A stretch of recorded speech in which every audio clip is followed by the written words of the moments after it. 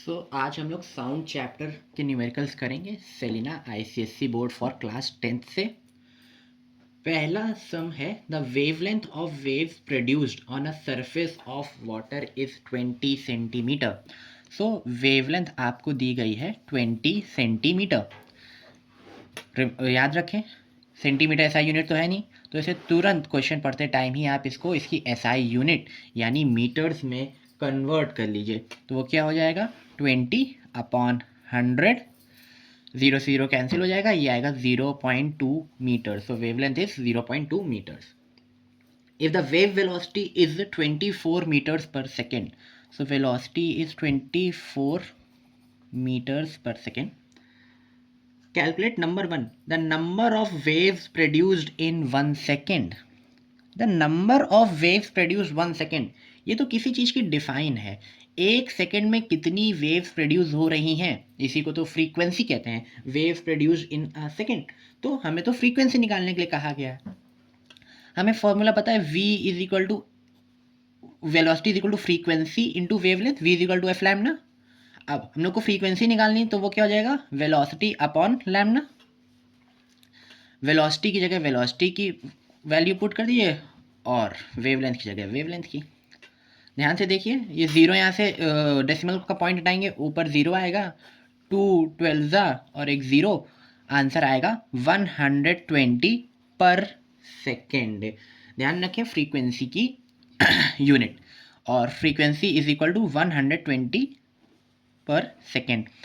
और बॉक्स बनाना ना भूलें, हर आंसर पे अपना बॉक्स बना दें ताकि आपका आंसर जो है न्यूमेरिकल का वो क्लियरली विजिबल हो। इसके सेकेंड पार्ट पे चलते हैं। The time in which one wave is produced, time in which one wave is produced, ये था कि एक सेकेंड में कितनी हाँ यहाँ पे ये था कि एक सेकेंड में कितनी प्रोड्यूस हो रही हैं, और अब हमें पता लगाना है कि एक कितने टाइम में प्रोड्यूस होती है। इसको तो टाइम पीरियड बोलते हैं, और टाइम पीरियड का फॉर्मूला क्या होता है 1 अपॉन फ्रीक्वेंसी। तो इसको कर देंगे 1/120। अगर आप इसको सॉल्व नहीं कर पाते हैं तो आपको सिंपली मैं दिखा देता हूँ, जिन्हें कैलकुलेशंस करना आता है उन्हें अच्छा है, लेकिन अगर कोई नहीं कर पा रहा है तो मैं उसको दिखा देता हूँ। देखिए 1/12 को सॉल्व कर लेते हैं। 0 पॉइंट लगाएंगे 10 हो जाएगा, इससे भी कुछ नहीं होगा तो एक और 0 लगाएंगे 100 हो जाएगा। 12 8 ज़ा 96, सब्ट्रैक्ट करेंगे 4 आएगा, एक 0 लगाएंगे। 12 3 ज़ा 36, सब्ट्रैक्ट करेंगे 4 आएगा, फिर से 0 लगाएंगे। अब ये ऐसे ही चलता रहेगा, this will go on, subtract करते जाइए, 4 सब बचता जाएगा। तो इसका मतलब क्या हुआ, हमारा 1/12 को क्या लिख सकते हैं 0.0833, राइट। इसको मैं लिख सकता हूँ 0.0833।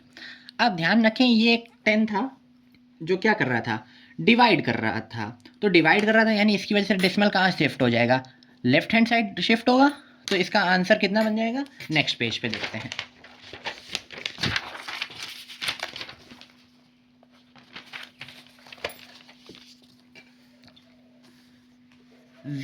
0.0833 था, हमने इसे एक इधर शिफ्ट किया तो हो जाएगा 0.00833। बट ये तो सही तरीका नहीं है आंसर करने का, हमें तो साइंटिफिक नोटेशन में आंसर करना रहता है। तो अब इसे साइंटिफिक नोटेशन में कन्वर्ट कर लेते हैं। साइंटिफिक नोटेशन के अकॉर्डिंग एटलीस्ट एक प्लेस होनी चाहिए, तो हम लोग शिफ्ट करेंगे 1 2 3, डेसिमल आ गया 8 के बाद, यानी 8.33।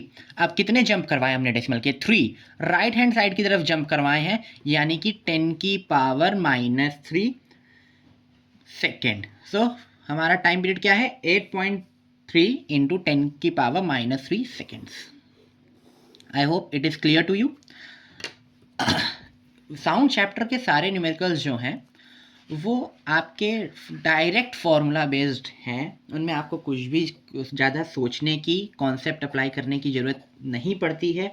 आपको मेनली फार्मूलाज याद होने चाहिए और उससे आपका काम चल जाता है ना। अगला सवाल है, calculate the minimum distance in air required between the source of sound and the obstacle to hear an echo.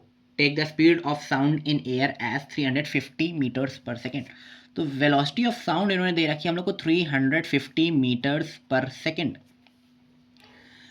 अब इन्होंने कहा मिनिमम डिस्टेंस निकालना है, ठीक है, बट हम आपने इसे थ्योरी में पढ़ा होगा कि the minimum time required for the human ear to hear two distinct sounds, दो अलग अलग आवाज़ों को अलग अलग सुनने के लिए जो मिनिमम टाइम है उनके बीच का, वो कितना होना चाहिए? 0.1 सेकेंड. कितना होना चाहिए? 0.1 सेकेंड. अगर कोई आवाज़ इस टाइम पीरियड से पहले आ जाती है तो हमारा जो ईयर है उनको अलग साउंड नहीं कंसिडर करेगा, उनको एक के ऊपर एक ओवरलैप हो जाएगा, हमें क्लियरली वो दो अलग साउंड ऑडिबल नहीं होंगे, ठीक है. तो ये हमारा मिनिमम टाइम है. अब एक और इम्पॉर्टेंट बात है, आपको पता है इको है, अगर इस पॉइंट से साउंड जनरेट हो रहा है और यहाँ से वो रिफ्लेक्ट कर रहा है तो ये डिस्टेंस डी है. तो साउंड को कितना डिस्टेंस पूरा ट्रैवल करना पड़ेगा? From the source to the reflector and from the reflector to the source, यानी d प्लस डी यानी 2d. टोटल डिस्टेंस कितना आएगा? 2d. इसी से हमारा फॉर्मूला बनता है कि 2d is equal to v into T, right. अब हम लोग को तो डिस्टेंस निकालना है, तो distance is equal to velocity की जगह वेलोसिटी इंटू टाइम जो कि 0.1 सेकेंड है अपॉन 2. ओके, नाउ ये पॉइंट हटेगा तो नीचे 10 आएगा, 10 से 0 कैंसिल हो जाएगा, सो 2 1 ज़ा 2, 1 बचा, 7 ज़ा 14.5.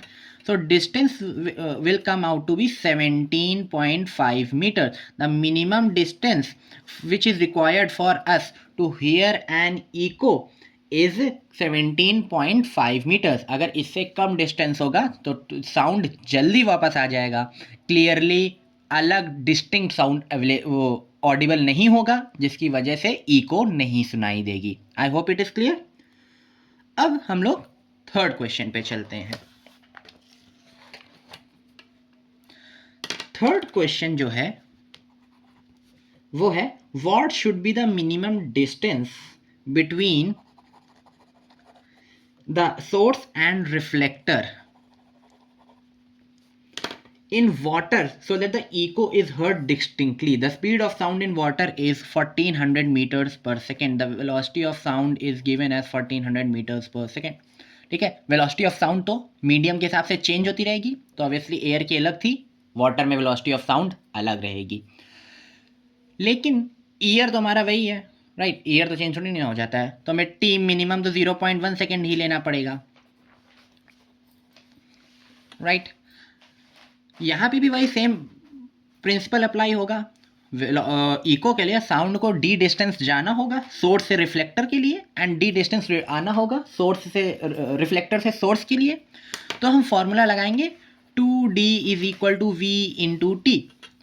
So distance will be equal to 1400 into time which is 0.1 second upon 2.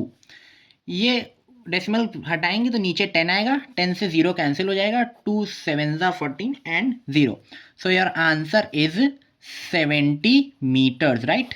The minimum distance in water to hear an echo is 70 meters. Now let's move on to the fourth question.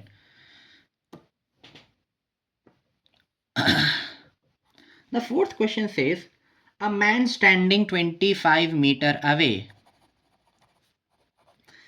from a wall produces sound and receives the reflected sound. Calculate the time after which he receives the reflected sound if the sound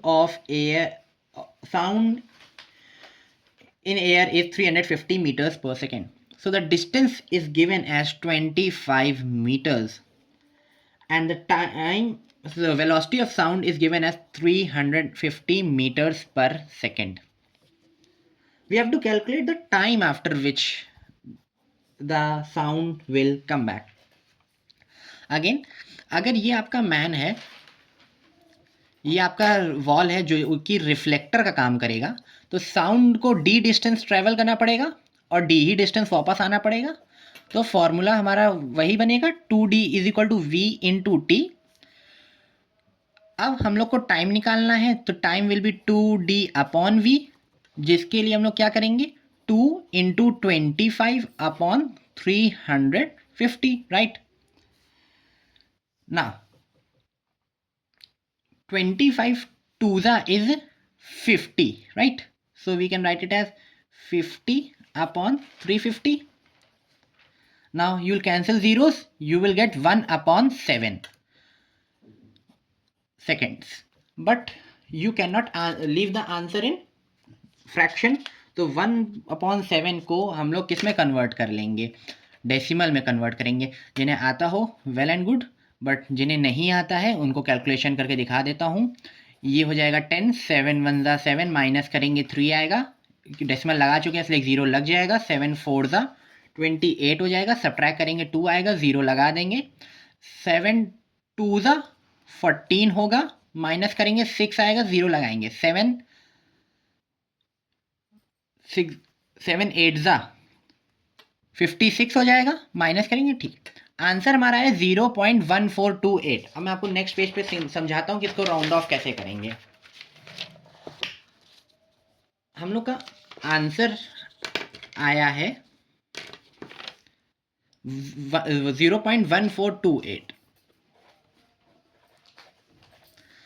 हमें लेकिन maximum 3 digits या 2 digits में answer करना होता है decimal की। तो यहाँ पे जो हमारा 4th डिजिट है ये 8 है, 5 से ग्रेटर है, ग्रेटर देन 5 है ना, तो जो प्रीवियस डिजिट है इसमें +1 कर दीजिए, तो आंसर क्या बनेगा हमारा 0.143 seconds. The time after which he will receive the sound is 0.143 seconds.